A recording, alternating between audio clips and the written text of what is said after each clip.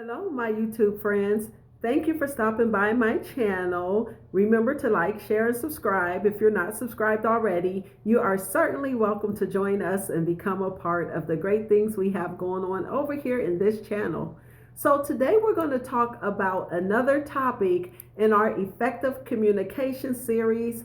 This is going to make our fifth video. And so what are we going to talk about today? Today we're going to talk about emotional management and why it's very important in our effective communication. So, what is emotion? Emotion is what we feel, right? So, we could feel happy, we could feel sad, we could feel depressed, we could feel scared, we could feel so many things that we could feel. Emotions have a very wide range that you can experience. What is management? Taking control in a positive way of a situation, right? So when we put those two things together, we have emotional management. So in communication, when you're talking to someone, it's really, really, really important for us to know how to manage our emotions effectively and properly. Why is that so important? Because if the emotions don't line up, then the emotions are going to send a wrong message to the receiver of the communication. And that could be a positive emotion or it could be a negative emotion. Let me give you an example and we'll start with a positive emotion.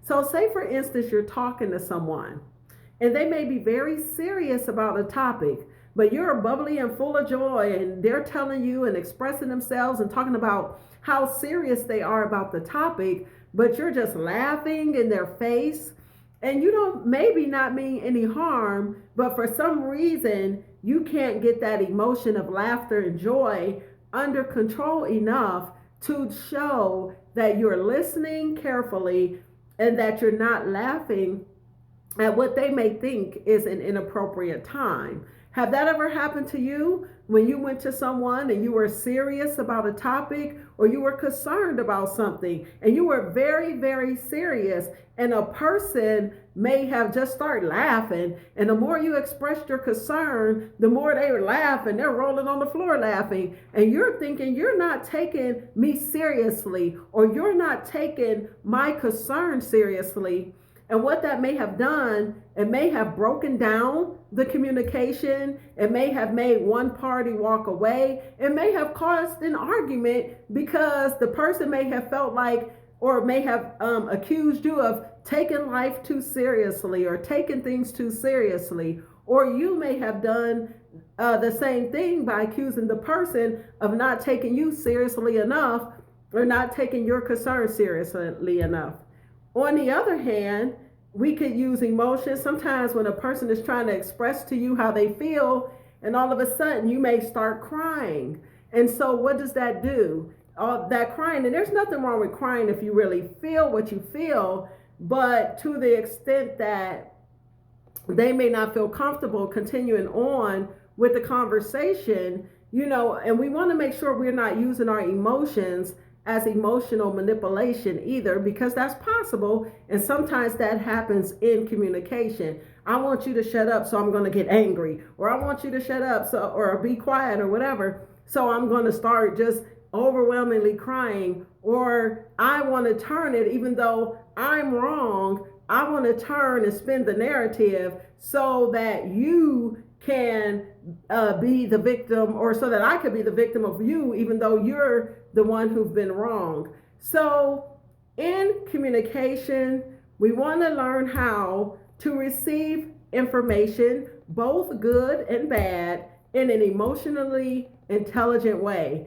meaning we hear you, we take it in, our reactions are appropriate, our behaviors are appropriate, how we respond is appropriate, how we care is appropriate, and how we display what we're displaying is appropriate.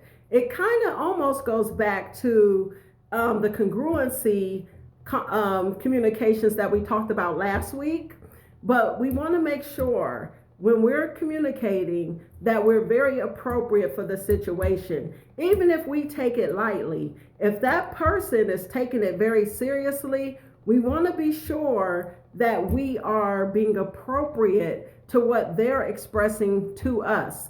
If they're having joy and all that, we don't necessarily want to be a dummy downer. So if we have the opportunity or the occasion to be joyous with that person, then let's do that.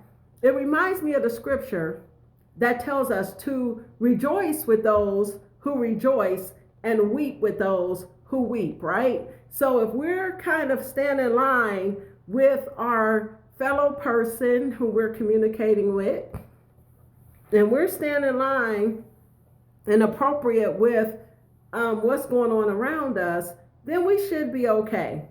All right? So emotional regulation. When we are communicating, let's make sure that we're taking a look at how we're coming across emotionally and what that can do to the communication.